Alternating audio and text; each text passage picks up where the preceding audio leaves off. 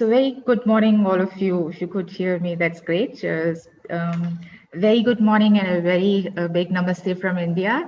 I welcome Director and Dean Ma'am from our INLU. I welcome also the eminent speakers and faculty members and friends to join this session. As you know that we have been celebrating International Teaching Month, and we have been calling different experts from different arenas to share their knowledge with us. So this is in the league of those series of knowledge sharing. So I would now request Director Ma'am to welcome the guests. Before that, I would also like to say something that, as you all know, that we are going to have a theme on perspective, international perspective on courts. We are working in a globalized world, and we need to be in touch with different kinds of court systems that are working on, and so that we can participate or evolve ours. So this session is all about that. There is certain protocol which I need to tell you all, that please switch on your videos, put off your mics. At the same time, if you have any questions, kindly put it in chat box so that we can take it up further. So ma'am, kindly take over to give a welcome note to them, then I'll introduce the guests. Thank you, Surekha. Our dear Professor John Winterdyke and Professor Chakrabarti, thank you so much for joining us today. It's a great pleasure to see you both again together. As I said earlier, I fondly remember, our kit visit together and the kind of discussion which we had with Professor Winterdyke over a breakfast and over a dinner that was really getting away with this association, making it more stronger. I'm so glad to see Professor Winterdyke. In fact, we were expecting John to join us if this COVID would not have happened, probably this time with us for a longer duration of time. And I'm so grateful to Professor John that he has kindly accepted to be the adjunct professor with us. And we look forward to his visit for a longer duration and having him on campus for some time. Professor Chakrabarti, thank you for joining us today. As I said, you have been always very supportive to all our initiatives, and being a dear friend, there is always an encouragement and inspirations in whatever you have been doing. So on behalf of Nirmal University, students, faculty, colleagues, I wholeheartedly welcome both of you, and I'm looking forward to enlightening talk. Thank you. Thank you.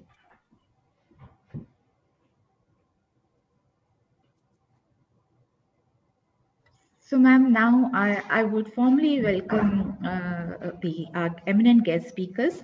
Dear students, I just want to bring to your notice that, as I said, that we are working in globalized world, we need to connect to the courts, the various systems. So we have two eminent guests with us, which I'm going to formally introduce to you all. We have Professor John Winterdyke. He's a full-time professor in criminology in Department of Economics, Justice and Policy Studies in Montreal University, Canada. And we have Professor Nirmal Chakrabarti, sir, Vice-Chancellor of National University of Juridical Sciences, Kolkata. Let me have an honor to introduce John, sir. Dr. John Winterdyke is a specialized in areas of youth justice, human trafficking in Canada and internationally, comparative criminal justice system, and crime prevention, among other research interests. Dr. Winterdyke is a full professor in Department of Economics, Justice and Policy Studies, as stated earlier, and is also founding director of Center for Criminology and Justice Research at Montreal University in Calgary. He has held various adjunct visiting professorships in Canada, India, and Namibia, served as a visiting professor at Max Planck Institute in Germany, as well as carried out research into local beliefs about violence and honor in sub-Saharan African and Indian-led multiple criminological criminal justice study tours to Europe, most recently to China. That would be very interesting, sir. John has authored, edited some 35 academic books and co-authored dozens of articles in a wide array of distinguished journals. He's the current book review editor of Journal of Human Trafficking and the Canadian Journal of Criminology and Criminal Justice. In 2019, he was awarded the Outstanding Scholar Award by the Canadian Criminal Justice Association, and he just been nominated for Research Scholarship Excellent Award at his university. So I welcome you for giving us valuable time. Let me have an opportunity to introduce Nirmal Kanti, sir. Professor Nirmal Kanti Chakrabarti, sir, is a Vice-Chancellor from National University of Juridical Sciences, Kolkata, as mentioned earlier. Dr. Chakrabarti is also an amazing individual working in the field of criminal justice system in India. So he would be speaking on the Indian perspective. Chakrabarti, sir, has been an alumnus from Calcutta University, from where he obtained BA in English and Political Science. Thereafter, he did his LLB and MA in Political Science and LLM degrees. So he has published around 7 books and over 50 research papers and presented papers in the World Criminology Congress. The Congress at Seoul also, he has done a couple of paper presentations. In 2011, he participated in American Correctional Association Congress at Florida and is associated with various research projects in the country. So I warmly welcome both of you, and I welcome my director as well to give me this an opportunity to take you all on the board. So may I kindly request John, sir, to take over to introduce and speak his opinions about the topic, the perspective of courts, the international perspective on courts. Oh, excuse me. First of all, I would like to thank the organization for inviting me to participate in the International Teaching Month. I had the pleasure to be at Nirmal University last year and meet the students and colleagues. And I was, as Madam Purvey said at the beginning, I was quite looking forward to coming back and meeting and exchanging with you again. But, you know, as we all know, COVID has introduced an interesting twist for us all. And the fact that you still have this month and have a very impressive list of speakers, and to be a part of this this month gathering, teaching, is deeply appreciated. I just wanted to begin by first, Sarika kind of touched on this before, but I'm not sure all the students or colleagues were in attendance at the time. But my presentation is on international perspectives on courts. And I am a criminologist. I am not a lawyer by training. I have absolutely no legal training. I may have taken 1 or 2 classes in law. So what you're going to hear is more of a criminology, criminal justice perspective. And throughout this, I'm going to cover quite a bit of material. Ideally, this would be something that if I was present on campus, I would probably do this over, I would extend it for probably 2 or 3 lectures, because of the richness of the content. But what I'm going to try and do is give you an overview on different types of issues as they relate to courts internationally. And throughout the presentation, I have a number of questions. And these are questions that are sort of, I think, are oriented not only towards criminology and criminal justice, but also to legal scholars. And especially for those of you who are in the infancy of your careers, and maybe even those who are more established, hopefully some of these questions might be points of discussion either amongst yourselves after or during the chat. But I tried to mix up the presentation a bit and try and provide a bit of a balance between covering a fair bit of material, which is a bit descriptive in nature, but then also raising a number of questions. Okay? And the first question that I would like to begin with or get you to think about, entertain, is what? And I intentionally put this in brackets because sometimes we think that nothing needs to be changed, nothing needs to be improved, nothing needs to be modified, because we spend, centuries when it comes to the legal system to try and adjust this. So the question is, what, if any, value is there at looking at different court systems? Okay? And in a presentation that I was involved in a couple of days ago at another Indian university, actually at KIT, we heard Dr. Chakrabarti talk about the importance of research. And one of the issues that then you heard by way of introduction, is that I am a very strong believer in looking at things within a comparative context. And one of the things that we all know, even though I'm coming at it from a criminologist, and many of you have legal background, is that crime is a universal issue. It's a universal contract. It doesn't matter whether we are in Canada or whether we're in India or any other part of the world. Every place in the world has to deal with crime. Okay? And from a criminological perspective, we are in the business of what we refer to, or what I refer to, as the business of crime control. Okay, for the safety, public security, reduction of fear, and so on and so forth. So one of the questions that lays the foundation for this presentation is, well, why do we have so many different systems? Because if it is all about the same thing, why do we come from it from different perspectives? So that's kind of an overarching thing that I would encourage you to reflect and think about, and perhaps it may be a point of discussion towards the end of the presentation, or perhaps Professor Chakrabarti may talk about this a little bit during okay. So another thing in terms of putting what I'm going to talk about today in context is the realization or the appreciation, and I don't say this to be intentionally inflammatory or derogatory, but there is no court system, no court in the world today, no matter where we are, that can be described as perfect. So for no other reason, it is worth looking at these issues and trying to understand what these differences are. Okay? Another issue that underlies this, and I'm not sure whether these types of things are discussed in legal classes, regardless of the kind of law that you're studying, but it is to recognize the realization that justice is a social construct. It is a made-up construct. It is not real. So when we think about this justice and the administration of justice and how courts are to operate or not operate, it is critical that we understand this fundamental principle, which I know in criminology and criminal justice is often overlooked. We assume that because the law says this, or because the legislation says such and such, that such is the case, that this notion of absolutism, and nothing is ever truly absolute, everything is relative. Okay? So what is being done to grant courts greater or less autonomy? What is or is autonomy important when it comes to talking about courts? I'm going to be touching on these things a little bit. What is the comparative value, the power of knowledge?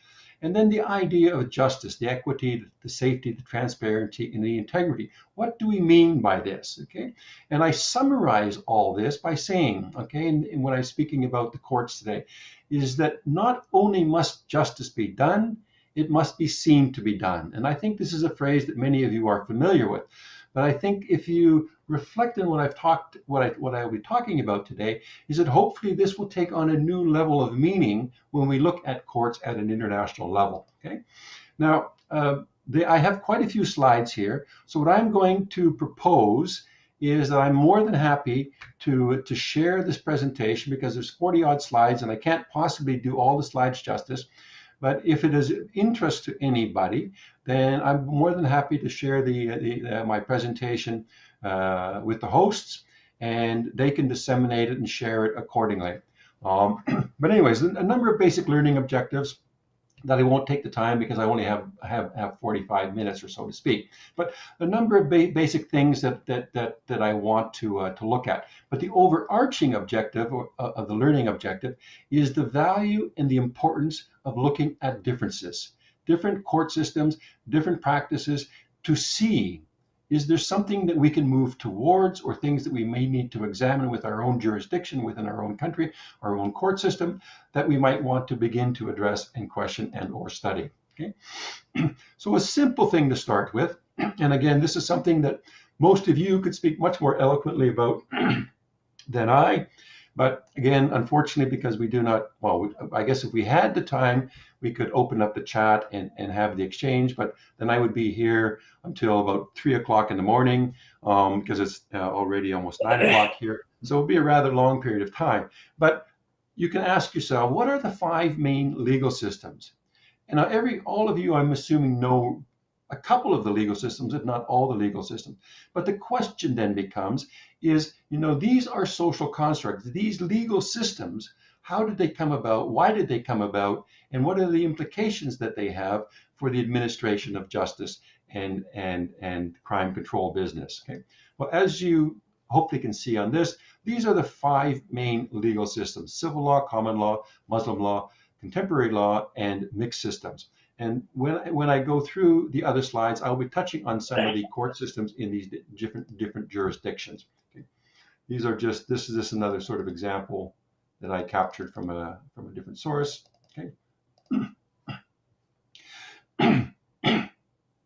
So when we talk about the professional actors in the judiciary or in the court system, there are different terminologies that are used, but I am using terminology that we use in criminology and criminal justice. There are 2 basic legal training systems that are one is referred to as the unified system, and the other is the specialized system.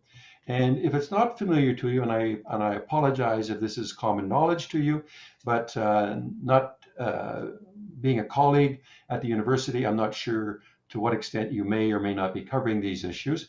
And if it is very familiar, then somebody can interrupt me and say, please move on, because we're already quite familiar with this.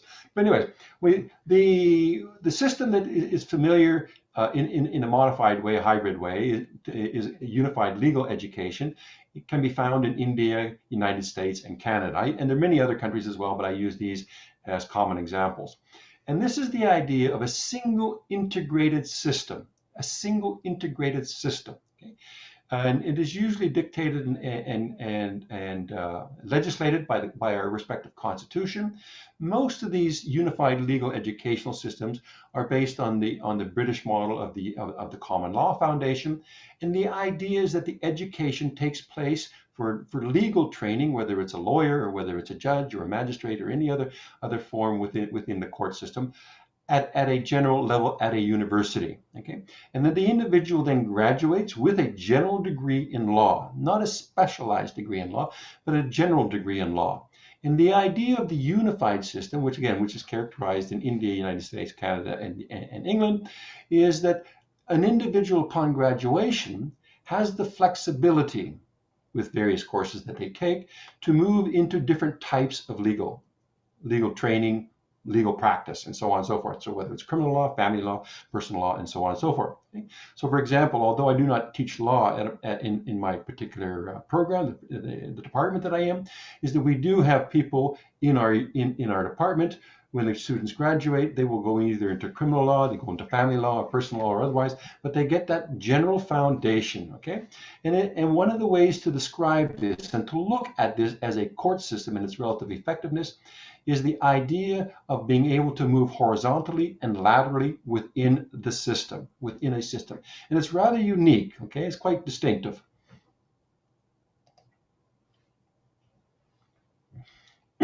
So some questions that could be asked and can be asked, if we look at this notion of a unified system, would countries with a unified or hybrid system, such as the case in India, would the legal education model benefit from a more specialized training approach to become a prosecutor, defense, or judge? Okay? What issues might we want to consider if such is the case? Okay? And how might we use research to inform such changes? Okay, and this is something that I'm particularly interested in. It's not just about the differences of systems, but that we can perhaps learn and benefit and improve. Because as I said at the beginning today, is that there is no court system that is perfect, no justice system that is perfect. So I will move on to the next. Okay. Now, the specialized legal system is characterized in many of the European countries, and this is a system that is more commonly, not always exclusively, but is more commonly based on civil law countries, okay? Where the training at the undergraduate level, but you are trained into a distinct entrance requirement. So you come out with a very specialized training to go into the court system, and it is quite different as opposed to general training, okay? So horizontal movement, unlike in the unified model, is almost impossible, if not at least minimally difficult to do. Okay. Now, the question that can be asked and has been asked about the specialized model are what are the challenges of those specialized model? And again, if we were in a face-to-face setting or a classroom situation, I would ask you to share some of your thoughts about that, but I've just put a couple of them down here. And one of the risks, and I've been fortunate to visit some countries where the court system is based on a specialized system, and one of the things that is sometimes shared is that the various actors of the courts feel isolated from one another because they don't have the knowledge, the experience, the training, and the education that you have in a unified model. It seems to be a lot more inflexible, okay? But on the other hand, it's also highly specialized. Conversely, there is also greater risk of professional rivalries, where certain individuals in the court system may feel superior or better and more influential in the process than some of their counterparts. Okay? And the final issue that sometimes we find in the literature and has been expressed when I've been to various countries where we can find these specialized systems is the communication problems. Because in irregular systems, and I suspect such is the case at Nirmal University and the Faculty of Law, is that the individuals learn how to communicate with one another, regardless of the role that they play in the court system. Under the specialized model, that process is much more difficult to engage in. Okay? Now, again, I am not a legal scholar by any stretch of the imagination, but I'm going to touch on a couple of other legal systems, which I had a couple of minutes ago. And the idea is that many of our legal systems are either based on some kind of precedent, some kind of history, or else they can be based on faith, such as the Muslim law. And when we look at the court system within the Muslim system, it is even a bit more convoluted or complex than the unified or the specialized model. So if we are looking at saying making modifications and realizing what percentage of the world practices Sharia or other iterations of Muslim law, is that this adds another layer of complexity to understanding what is a quote unquote an ideal model. Okay, and if you reflect back into the very first slide, this is not part of the presentation, but I showed the International Peace Court and the ICC, and I think one of the slides was also the International Tribunal. But if you have an opportunity to read some of that literature, maybe you've covered it in some of your courses, or that is an area of interest for you, is that you realize that when we bring people from, or when they, not me, because I don't work in that system, but when you bring people from a unified versus a specialized training to work in an international court system, is that there's often a lot of difficulty in trying to come up with common criteria for operating in an effective and an efficient way. Make sure I'm on the right slide here. Okay, there. So another couple of things in terms of the professional actors in the court system is to make passing reference to the issue of private prosecution versus public prosecution. Okay. Private prosecution, as I'm sure all of you know, and I just used Finland as an example, but there are many other countries as well, is the older of the processes. It allows the victims or victims' families or private organizations to engage and initiate actions against the offender. Conversely, the public, okay, is a different mode of operandi, and in Canada, to some extent in India, United States, France, and Iceland are probably good examples, and especially Canada because it's more familiar with it, but where the victim has the opportunity to initiate a complaint against the prospective offender. I'll use the word loosely, offender. And what complications does this introduce again into the system of justice being seen to be done? The quote that I mentioned earlier. Okay, and in some countries such as Germany, Sweden, and Austria, they have even gone to another level where the victims can serve as a subsidiary prosecutor and give and question evidence. Okay, France is another interesting example.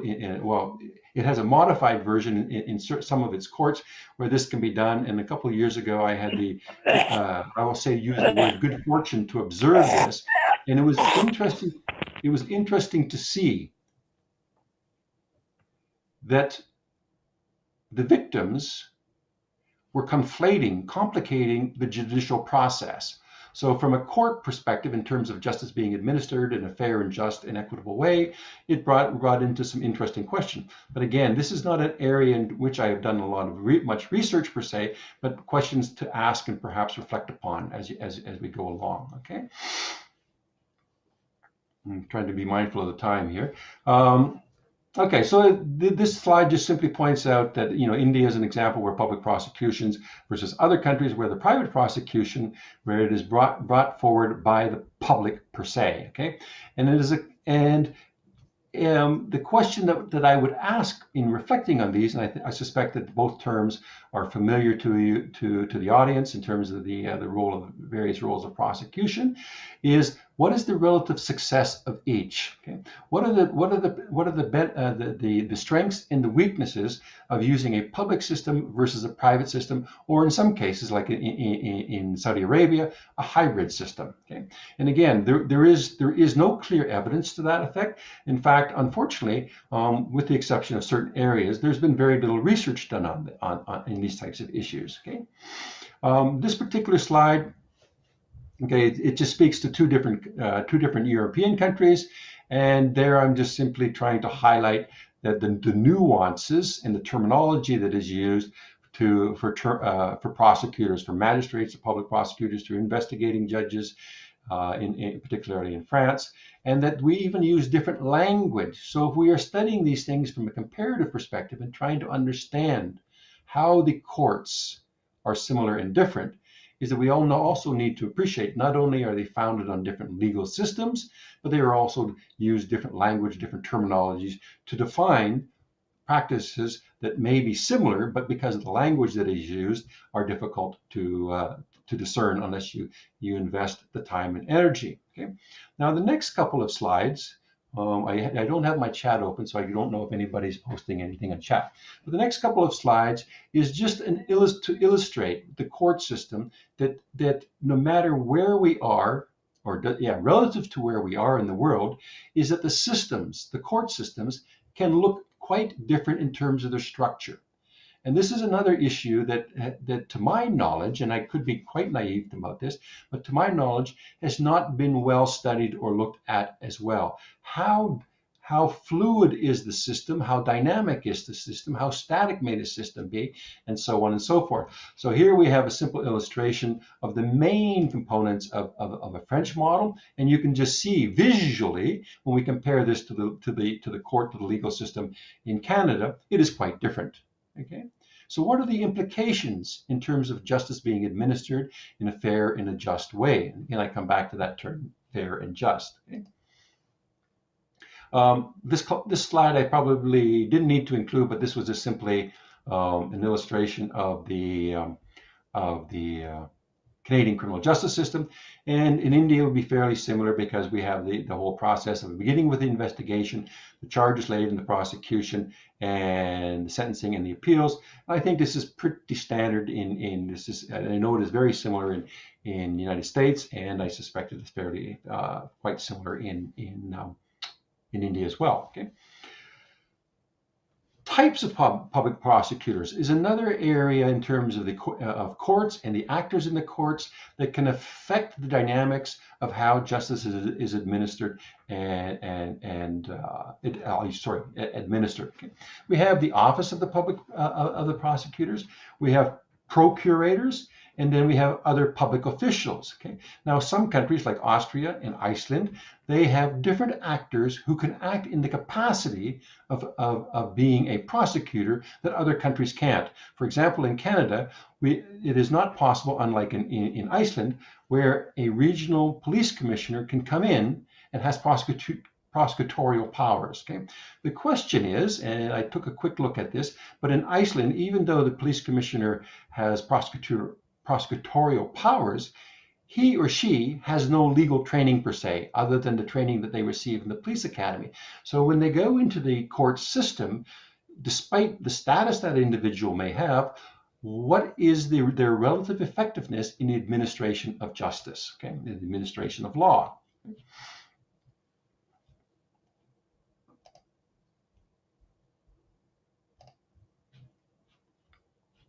Another key factor, another key factor, and this is one that in terms of the key actors in the court system, are the adjudicators, okay? Or more generally, judges, but adjudicators, again, depending on jurisdictions, may come by different names and different titles and so on and so forth, okay?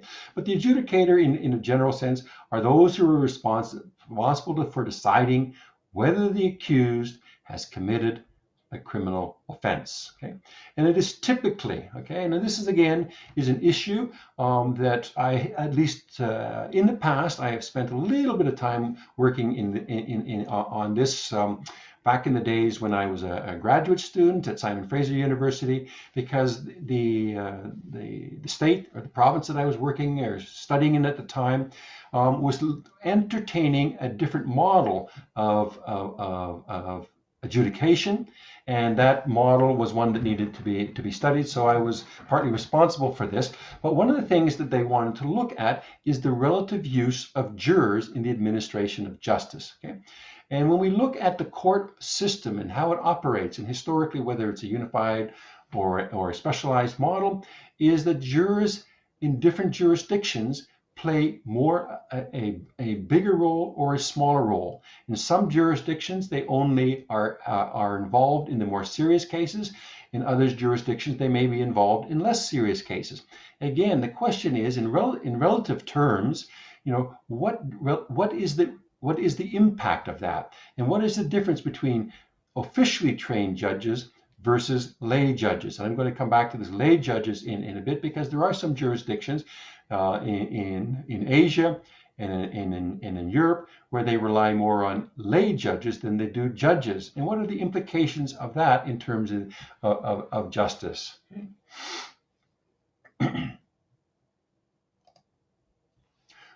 So when we look at the adjudicators, okay, some of the questions again, and I said I would try to intersperse this with the presentation, is what are the relative strengths and weaknesses of these different types of approaches of adjudication? Okay, consider the relative impact on globalization, the term that was bantered around earlier tonight, and to think, okay, as now with COVID it is much more challenging, but prior to COVID we were traveling, or many of us were traveling around the world.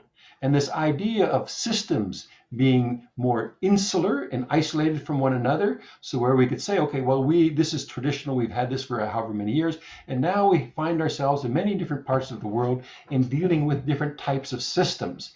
But at the end of the day, we are still dealing with issues related to law and transgressions of law. Okay, so the issue that may be tangentially related to this is the issue of international justice and international jurisprudence. Okay, and this is an area that is well outside my area of expertise, but generally referred to as philosophy of law. Okay, here's another example. I said I had a bunch of these scattered throughout. Is what the Nigerian system looks like here. Here's the Indian system, which I don't need to share with you, because I'm assuming that everybody is familiar with that. But if I put that side by side with the Canadian one, you would see that even though we have a common heritage, okay, we're both former colonies of England, is that our legal systems have evolved. Why have they evolved? What's the need for that? And what is the end result of that? We both have the Supreme Court as the highest court in the land, but when we start filtering down from that, we see that the Canadian system, courts systems are not quite different, but they are different from that in India. Why? Is there any value? Is there any merit in conducting comparative analysis on that? Arguably, I would say that there is. Okay, and another one that I found of interest, because I've been fortunate to visit various African countries over the years, here's an example of the Republic of Congo. And again, we see that this system, as opposed to the Indian, the Nigerian, the Canadian, and on it goes, again, is quite different. Okay.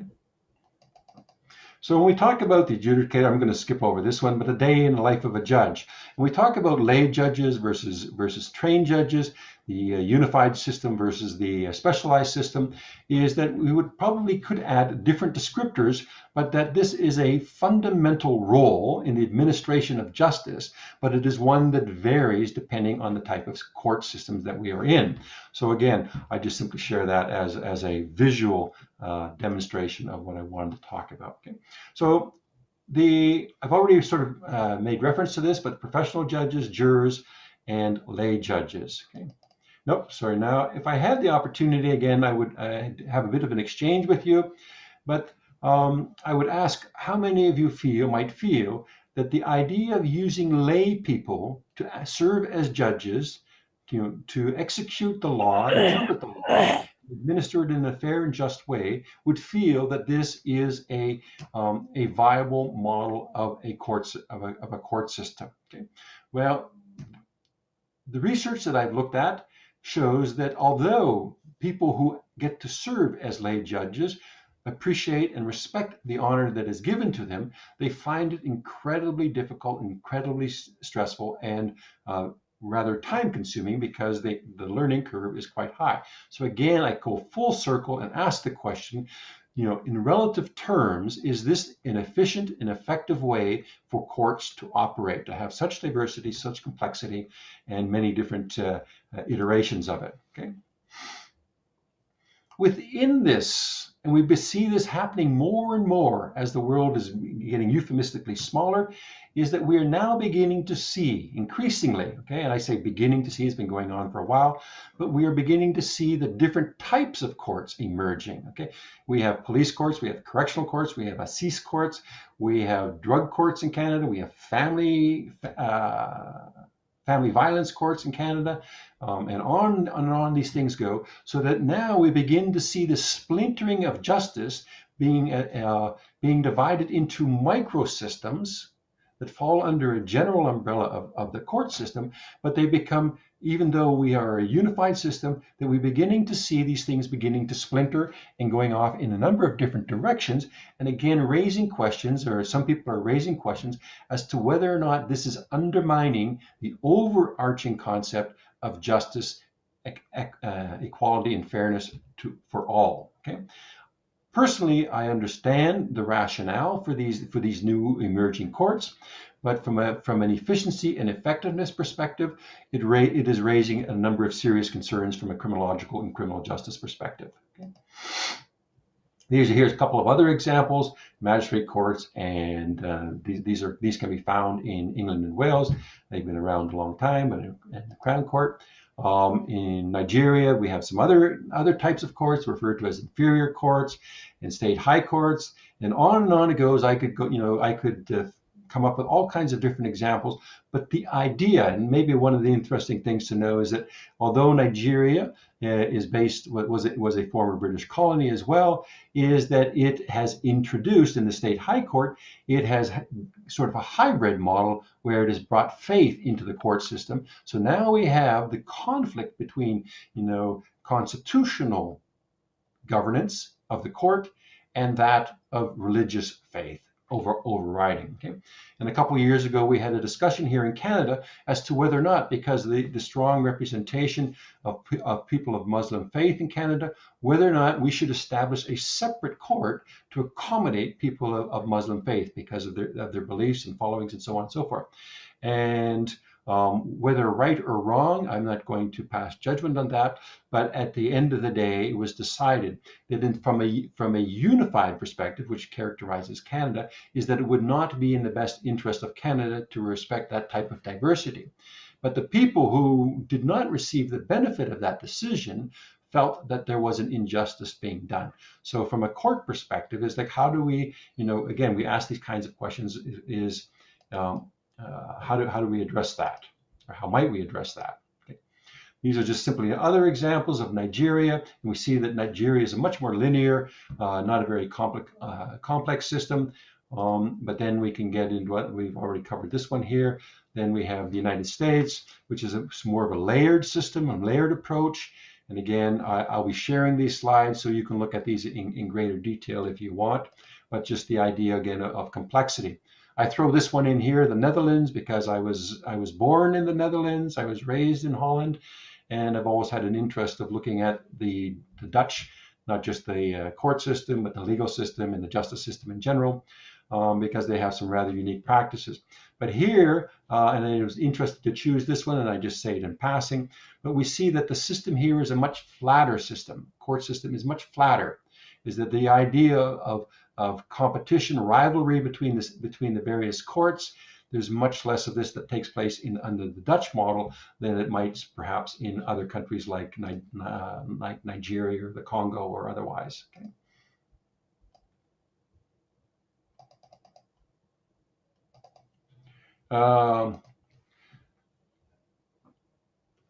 Dr. Sarika mentioned earlier that I had the pleasure before COVID, that is, to visit India for a couple of times actually, and as some of you probably know, gaining access to the legal system, to the court system in China is very, very difficult. But fortunately, I was able to visit and witness a proceeding. It was a lower level type proceeding, but nevertheless, it was interesting to be able to do that. So anyway, I just wanted to share a couple of observations because China, being the population that it has, the global influence that it has, is that we say, okay, well, we do all these comparisons with countries that are familiar to us, but let's look at what other countries that are doing that have their own court systems that are rather unique. Okay. Now, one of the last couple slides, I'm almost near the end there, I'm just looking at my time, is this idea. And this was something that I thought maybe at the last minute to just introduce this, because as I said at the start, I was hoping to give a very general overview of the courts and some of the key actors in the courts, but to also raise some questions, hopefully, for points of discussion, perhaps reflection, and ideally, going back to what Professor Chakrabarti talked about a couple of days ago, is this need not just to understand and to look at these things and to study them, but to engage in research so that we can begin to evolve our systems, our court systems, our legal systems, and so on and so forth, to something that is more efficient, that something is more effective, and at the end of the day, justice being done. Okay, so COVID, and I'm sure that most of you have had either discussions about this with your colleagues or your classmates or in classes, but this global pandemic there has been almost a universal call for revamping, changing the court system. What will it look like? Okay, and sometimes what we need, John Stuart Mills said this back in the late 1800s, is that sometimes when we bring about a change, we need a revolution, because to bring about change by itself takes a lot of capacity and a lot of energy. Most of us are resistant to change. Okay? We don't want to change because we're comfortable. COVID has presented us with a very uncomfortable situation that has compelled us to adapt and adjust. Because if we do not adapt and adjust our court systems, then we can no longer administer justice, and then we'll have other problems. So now that we have this, we can see this a silver lining, so to speak, in the unfortunate global situation. But how might we begin to look at the court system and the legal system in general and begin to change things? How might we modify and provide, continue to provide the necessary service to the public in terms of justice being seen to be done? How can and might technology, okay? So before the start of today, we're having a brief exchange. Is that already I say already, but in Canada, they are beginning to experiment with new techniques, new strategies that are bringing into question whether or not a unified, specialized, or some type of hybrid model may be more or less efficient. We're bringing into question whether or not there needs to be juries anymore because of COVID. We can't have that social, the social distancing, and on it goes. So how might we begin to use technology? Okay, and if you've studied any of the international tribunals, the war tribunals in former Yugoslavia, Rwanda, and so on and so forth. Technology, and with the many different languages and different legal systems. I had the good fortune to sit in a number of proceedings at the formal tribunal for Yugoslavia, and to watch how that technology could be used and change our court system was really quite profound, but it seemed to be quite limited to that particular environment. But now with the pandemic, we will be probably forced to look at these things in greater detail. Okay, new techniques for electronic filing of courts, documents, jury selection, and on it goes. Okay, how might we begin to transcend the different models that we currently have and move towards virtual courts? Okay? And on it goes. So the bottom line there is that I think, as much as COVID has presented us with some unfortunate challenges and complications, is that this is a golden opportunity, whether we talk about the court system or whether we talk about the legal system, to engage in research from a comparative perspective. Okay. I'm going to skip over that slide, and that's just the Chinese court system. And so the Arabian model, I was just going to talk about that a bit. There's the Arabian thing. I'm just looking at my time, sorry. Oops, sorry, there.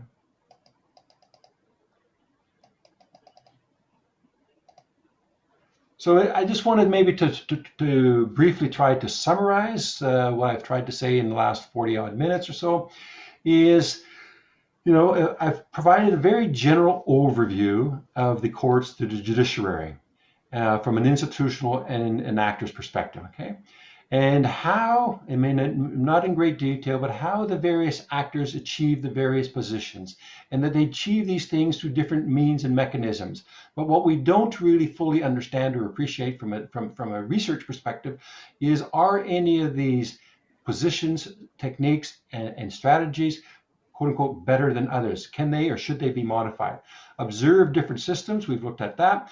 I went over that rather quickly and noted although we didn't really see that many pictures, but different physical and operational structures. Is any one better? So there was one a bit earlier that I just quickly show you, because traditionally how you see court systems, okay, is down here. This does not probably to most of us look like a court, okay? But this is the court in Finland. This is what a courtroom looks like in Finland. And if you think in terms of equity and fairness, here this is the Canadian system.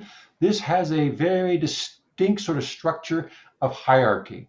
The judges sit in the front and everybody else sits in the back. At this particular table, the power structure is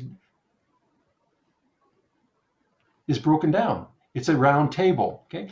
And if I had a picture, I would show you the picture of the Indigenous courts in Canada. The Indigenous courts in Canada is not even an oblong table, it is a circular table. So their court system is based on a completely, well, not completely, but quite a different orientation, philosophy in terms of what the actors play and don't play. And the idea of justice being administered, seeing to be done, is again quite different. Okay. So the last slide there, and again, I will, as I said, I'm going to share this with the school, and you can choose to use these types of questions for class discussion, or I'll leave it up there, and you can we can perhaps have this at the end, because I understand there's going to be some question and answers. And the last slide, although I shared some of these with Sarika, I gave some resources, but the last slide includes a couple of other additional resources that may be of interest to the audience today. But other than that, okay, so I think I will, because I want to be mindful and respectful of the time, is that I will say thank you for your attendance, and hopefully I didn't go through things too quickly, and be happy to answer questions afterwards. But I think it's Professor Chakrabarti's turn now. Yeah. Thank you, Professor John Ventutai. This was an amazing overview of the international perspective on courts. You have brought a lot of insights to our students. Maybe they will gradually imbibe that and evolve to examine it, particularly if they want to see any particular country. That was amazing. Thank you again. With this note, I would certainly like to invite on the board Professor Nirmal Chakrabarti, sir. Kindly, sir, take over and give us an Indian perspective on the whole scenario. Welcome, sir.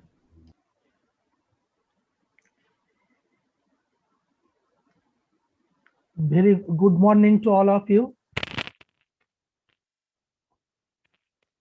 I think Professor John make my presentations easy because he has depicted the philosophical and also jurisprudential background of court system in the world today.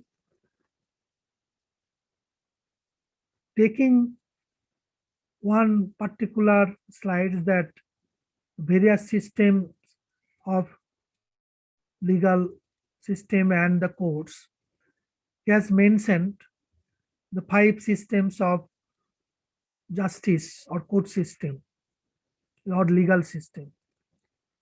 And India, we follow the common law system.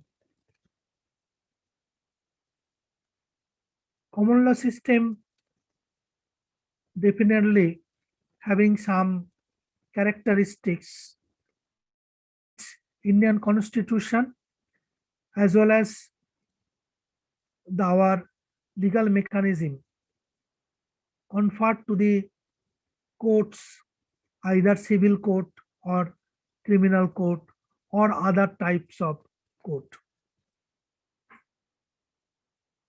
Some of the features of Indian court system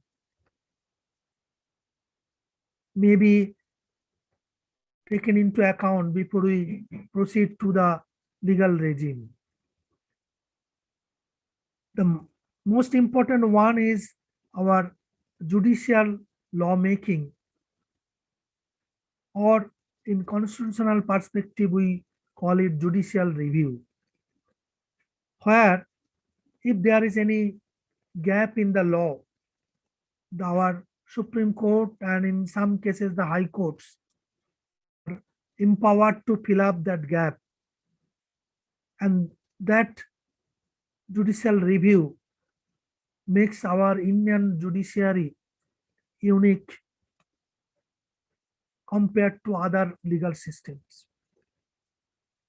If we come to court system in India, broadly we can divide civil courts and criminal courts.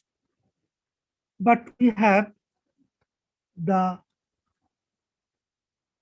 court system from British imperial time, where the Supreme Court first established in Calcutta, but subsequently only 3 high courts, Calcutta, Madras and Bombay. These 3 high courts still now having unique features of original jurisdiction, which carry the British symptoms or British legacy of court system. And also the jurisdictions which our Supreme Court and High Court are now using from the prior to independence, that gives our justice system a unique feature towards constitutional dream of justice to social, economic and political. If we look into our civil courts, writ would be the jurisdictions and writ courts and issue of writs which confine to our Supreme Court and High Court.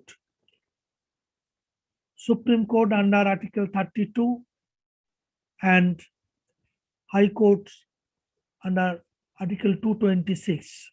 But both are focusing and enforcing mainly our fundamental rights through courts and through this writ jurisdiction. But high courts for writs not only fundamental rights but also other legal rights through these writ jurisdictions. If we try to have a structure of civil courts in India, from Supreme Court and below that High Court, then we have the district judges court, then subordinate judges or popularly known as sub-judges, and below that civil judge junior and civil judge senior. This way, though previously it was Munsef court, but now it is called civil courts junior and senior. And their jurisdictions also on pecuniary value varied. In the civil courts, we have also hierarchy from junior civil court junior, senior civil judge senior, according to value of the property instituted the case, and then goes to district judges court as of appeal, and from there it may be on depend on the value and also some characteristics if present, then only it can go to High Court. But if we come to criminal jurisdiction, as Professor John already mentioned, that we have either criminal system inquisitorial or acquisitorial. India is following the acquisitorial system, though in very few cases, particularly I can mention the Evidence Act 113B, where inquisitorial system also being enshrined in our legal system. But that mixed system of inquisitorial are confined mainly to the justice to the weaker section or particularly women and children. In general, we follow the acquisitorial system. In acquisitorial system, we know the accused presumed and not guilty. The prosecution is to prove beyond all reasonable doubt that accused committed the offense. And for that, we have a mechanism in our criminal procedure code. When there is an offense, then it is first reported or it will come under the notice of police, and police start investigation. And if the nature of offense is cognizable, as there are tables or schedule, first schedule of CRPC, which authorize police when to arrest, where police without order of the court can arrest the persons for various kinds of offenses. And they start the investigation. After the investigation being completed, that to be submitted to the court and the public prosecutor. And on the basis of that investigation report, which also known as charge sheet, prepared by the police and the public prosecutors, each court having its prosecutors. Then the court start its process of charge sheet or framing of charge, and then starts the trial process. In the trial process, there are examination in chief, cross-examination and re-examination, and thereafter the arguments of both the parties. Then the court is to decide either conviction or acquittal. In case of conviction, like many other courts, and Professor John also mentioned, there is either correctional process administration or there may be penalty or punishment. In that case, it will go to that prison administration normally, or there are in some cases only fine. But similarly, there are laws which is known as Probation of Offenders Act 1958, under which the court can deal with the correctional process also. As regards conviction, thereafter, if there is conviction, then there is question of sentencing. In matter of sentencing, our Criminal Procedure Code from 1973 introduced the new penological thinking of pre-sentence hearing. In pre-sentence hearing, the court will give opportunity to the accused and the defense to plead what punishment the accused or the convicted person desires and what is arguments to have reduction of punishment if any. After hearing the party, that means the defense, then court will declare its sentence. But this pre-sentence hearing is a must under 235C of the CRPC. In Shanta Singh versus State of Punjab, Supreme Court also directed to all criminal courts that it is a must, it should be a separate hearing and there should be given opportunity to accused or the convicted person a fair chance to justify his case. Now, if we come to the structure of the criminal courts, then at the bottom there is magistrate court, and thereafter there is in the subdivisional judicial magistrate court, and also in some places it is chief judicial magistrate or CJM, and thereafter there is district and session judge or additional district and session judge if the high courts created that post, and most of the cases it is there. But in criminal cases there are special courts also under special legislations like POCSO. There is separate in few states, there are POCSO separate courts. Similarly, Essential Commodities Act, Food Adulteration Act, there are special courts. In case of appeal, or there is another supervisory jurisdiction or revisional jurisdiction of the high courts, at any stage, if the party thinks the order, interim order, there is any grievance, they can go for revision from the high court. In criminal courts, there is question of bail, and another question of that if the offense is of, for example, murder, there is a process of commitment of the case to the district and session court or sessions court.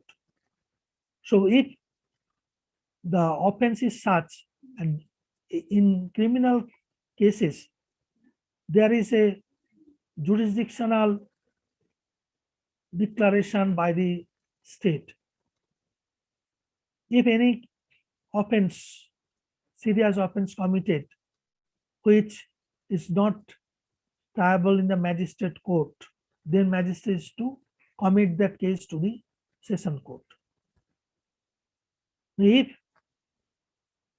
there is a commitment, then magistrate, then it will be taken up by the district judge, and session, it will be distributed by the district and session judge to various other additional district and session judges also. In case of criminal appeals under the CRPC, that if there is a death sentence conferred by any district, only district session judge can impose it, that to be confirmed by the High Court.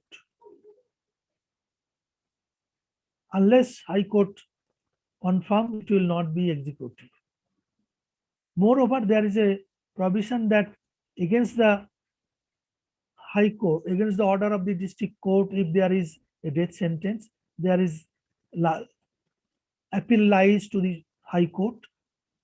The party can appeal to the High Court for hearing and for reconsiderations. If we look into the powers of the criminal court, particularly the magistrate court, that magistrates under the CRPC may be first class or second class. Few states there is magistrate of second class also.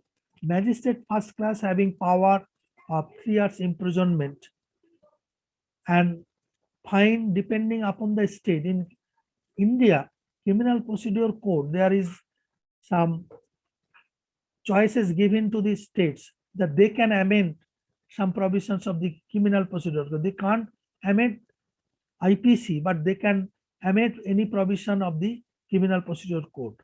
So fine amount may be varied from state to state. So magistrates first class having power to try the case if the offense is punishable with may extend. But if it is magistrate of second class, his power is up to punishment of 1 year and fine as determined by the High Court. But in case of special court, that would be under the not CRPC, under that special court like POCSO or Essential Commodity Act, the punishment and who is eligible to be the trial judge of that special court. Normally the senior judicial officers who are assistant session judge or mostly additional session judge, they are posted in the special court.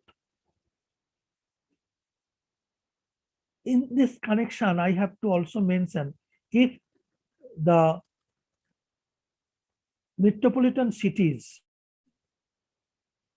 the same court which in the normal district we know the magistrate court, that will be treated as, or nomenclature of the court would be metropolitan magistrate court, and the magistrate would be metropolitan magistrate. The power would be the same. But all metropolitan magistrates are first class magistrate. We have high courts for appellate court to, and all besides the writ court which I have mentioned, to issue writs to protect the fundamental rights of the citizen. We have to know that in high courts there may be division of 2 types of benches: single bench judge and division bench. Decision of a single bench can be appealed to the division bench in the same high court. And also high court takes appeal from the district court, either civil or criminal. If we come to the Supreme Court, besides the Article 32 writ jurisdiction to have protect fundamental rights, we have original jurisdiction of the Supreme Court, whereby the conflict between center and state, or which happened in case regarding coal mines from state of West Bengal versus Union of India, or it may be between the states, like Kaveri dispute case, conflict between two or more states, that will come before the Supreme Court. Besides, there is special power under 136 from any court, either at the time of the case is pending trial or even after judgment. Recently, all of you know that from a judgment of High Court, a circuit bench of High Court, the Supreme Court taken away the cases, stay the decision of the case. Similarly, in the Supreme Court, we have civil appeal and criminal appeal also. And another important feature of Supreme Court jurisdiction, that is advisory jurisdiction, that if President thinks there is a legal opinion to be taken from the court, President can refer the matter to the Supreme Court in its advisory jurisdiction. And in India, number of occasions President sent to the Supreme Court of India for their opinion. Besides this, we can think of some other type of courts in India which are also very much familiar. One is Family Court Act 1984, that was also empowered family related problem, particularly divorce cases or sexual relationship between the couples, and sometimes the age, minority age or age related issues, or claims of the child, this marriage related issue. It will come to the family court, where it is not followed exactly the civil procedure code. They have conciliation procedure, some procedure by which it is not exactly the ordinary court system, but some special procedure being followed. Similarly, recently we have seen that commercial court being created to have quick decision of the commercial disputes, because in India we all know that the problem of disposal of cases, lakhs cases in every state being pending due to our lengthy procedure, which once Professor Upendra Bakshi termed this as hydra-headed system in India. That's why quick or speedy justice is a problem which from last few decades we are trying to answer, but yet to solve the problem. Besides all this system, we have to mention that in court system, particularly the criminal justice system, the children, which called juvenile offenses, if there is any child commits any offense, for that will not go to the ordinary criminal court, will go to the juvenile justice board system. Now, Indian juvenile justice system, which can be called that more on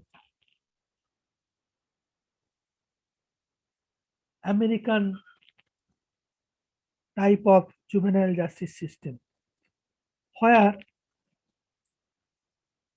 state would be the guardian.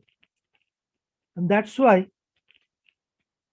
here, if there is neglected child, the state can take care of the child instead of the parent. The concept of patria potestas, which very much prevalent in European system, not accepted in our juvenile legal system. For juvenile offenders, we have Juvenile Justice Board, consists of a principal magistrate, social worker, of which one would be the woman. They will decide the case, and it will not be like the ordinary criminal court. The magistrate will not be in the uniform of a magistrate or judge. The court will not be like ordinary other criminal court, so that the children will be comfortable. Even police, if entered into the juvenile justice board, they have to be in civil race. The juvenile board in India, having power to impose sentences, and that juvenile up to, but 2015 Juvenile Justice Act, new act, divided the children having child in conflict with law into two divisions. Then up to 15 and 15 to 18. If 15 to 18 they commit any heinous offenses, their punishment may be like adult also. Though there are criticism about that, because in CRC, or Convention on Rights of the Child under international law, that children should not be punished life imprisonment or death. But the new amendment, that if the child in 15 to 18 commit heinous offense, the punishment may be severe also, unlike the other countries. And you know that our reforms in juvenile justice system came after the famous case, Nirbhaya case, and the Burma report. But our juvenile justice system, particularly the homes or various institutions for the children, that is a very difficult. The Crime in India reports shows that our number of children in conflict with law, or children involved in offenses, juvenile offenses, school children offenses, increased manifold. And the capacity of our institutions, half. I have read one article of Professor B.B. Pandey, where he has raised the issue that where the institutions have capacity 35,000 and number of juvenile offenders double. how our juvenile justice system will answer and take this challenge. So our juvenile justice system is very much in the problems of infrastructure. As all of us know that not only legal structure, but infrastructure and social structure also needed to implement the law. I think I have just given outline in a short time, and I hope there may be some questions I can share the views. Thank you very much. Thank you, John, for giving me easy task. You have already laid down the background philosophy of the legal courts. Thank you. Thank you all. Thank you, Nirmal sir. That was an amazing insight about how our Indian court systems work. And I think this has been very useful for our students to think in which courts they would like to practice and which courts they have to evolve in order to address the variety of problems that we have now, from delayed trials to overburden of courts to specialized courts still. So that has been a very beautiful insight for our students to take over further.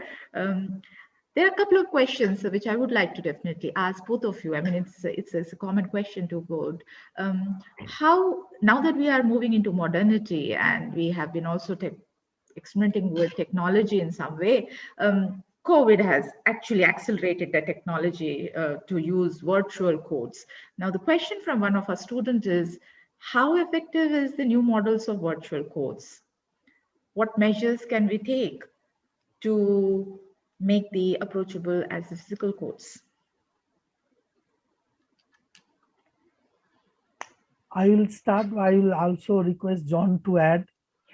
In Indian perspective, virtual courts in High Court or Supreme Court, that may be very much effective. And Supreme Court, the results being shown that speedy trial is very much discernible in the virtual courts. But in the trial courts, particularly the lower judiciary and in the district villages, their internet connectivity, even if there, but that is poor. And also in criminal courts, I think the evidences in the district or subdivision, I think that is our infrastructure yet to be developed, but it is definitely a move which India should adopt. But we are not ready for that in all the courts because of infrastructural problem and internet problem.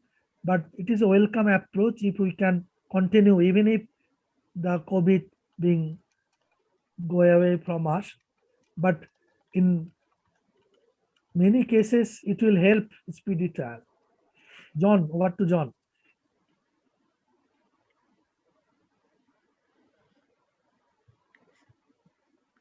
Sir, just a second, you're unmuted. Can you please unmute yourself? Yeah. There we go. Okay. I was talking to myself. It sounded really good. No, I think that was a very, very interesting question. And I am going to answer like a criminologist and a criminal justice practitioner.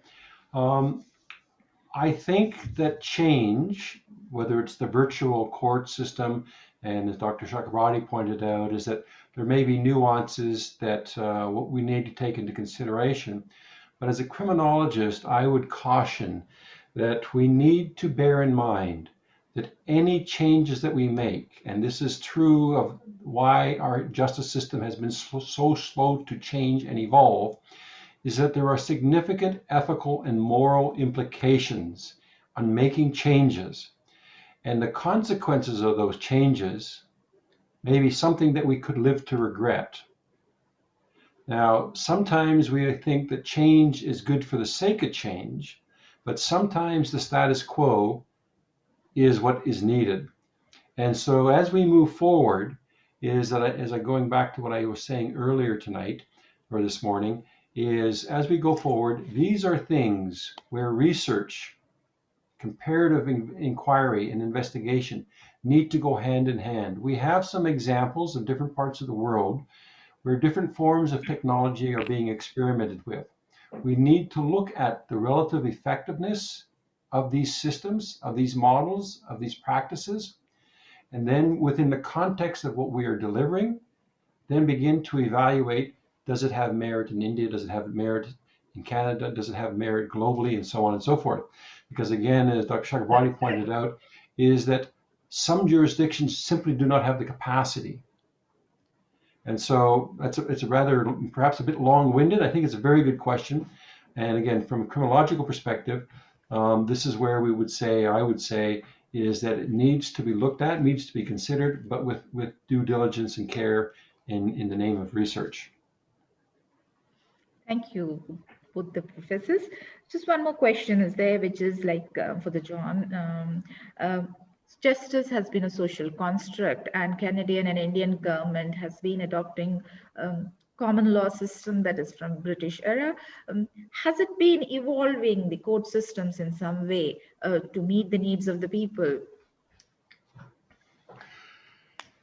Again, I'm not being a legal scholar, but I would say, and again, I draw the comparisons with what's going on in criminology and criminal justice, and I would say by default it goes on within the legal system because the legal system is part of the justice system, is that all systems, whether it's law enforcement, the judicial, or the correctional system, has evolved.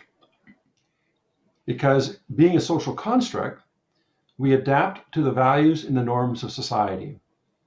So in India, for example, as attitudes have changed towards what used to be a class system, towards women and other things, and the same thing in Canada, we have our Indigenous people and other elements of society that have been disenfranchised in one form or another, is that we slowly see that as values and norms change, then so does the system per se. So I would argue, and maybe a more concrete way, and again from a research perspective, is that I sometimes use this example with my students in class.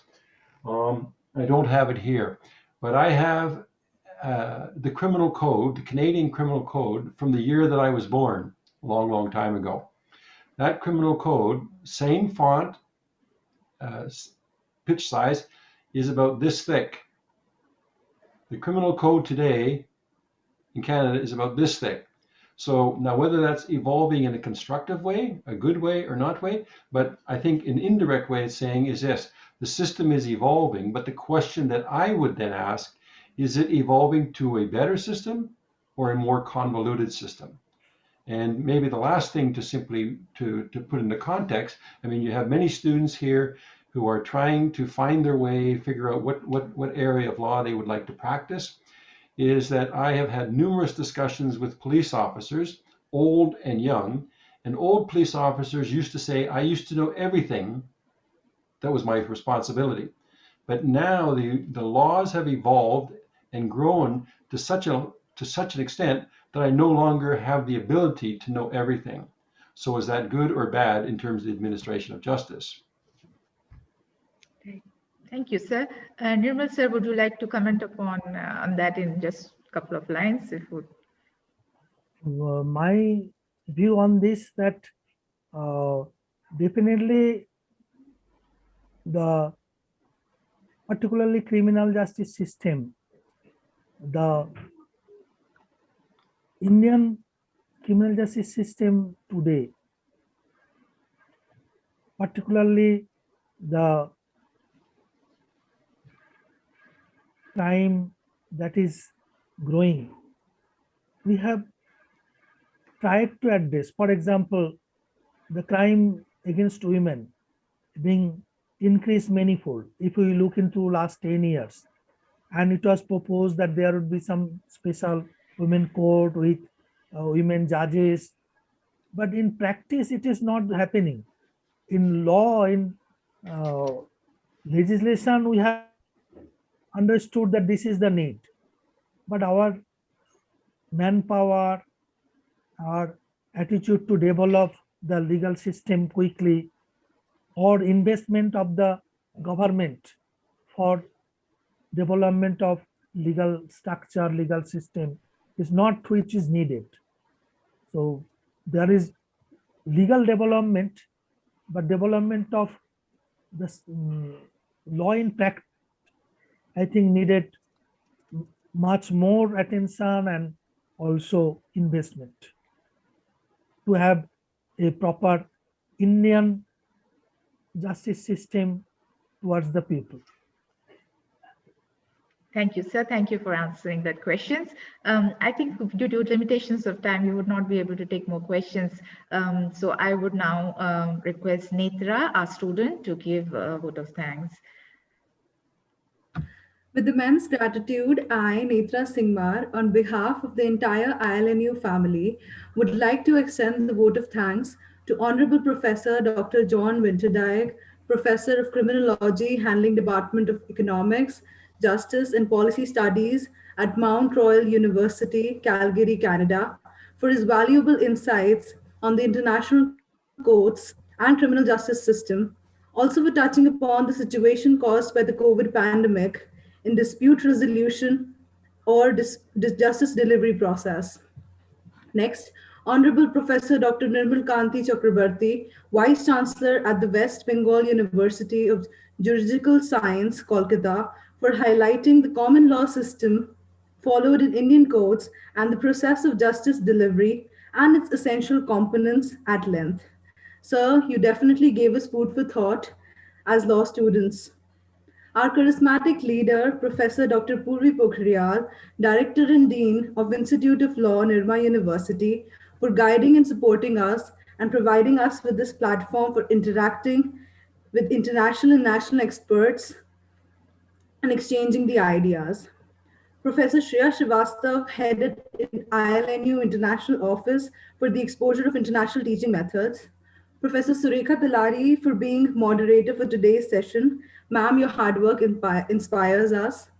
Lastly, all the faculty members present and the students for being such patient audience, I thank you all. Thank you, Netra. Thank you so much. Pupiman, Thank you, John, for being Thank you, with Professor us John. today. Thank you, Professor Nirmal. Thank you Thank so you much very for thank you much. joining. all. Thank you. Thank Thank you, you All all. the best with the Thank remaining you. sessions. Thank you. Thank you. Good night. Thank you. Good night. Good night. Bye-bye. Bye. Thank you. Thank you.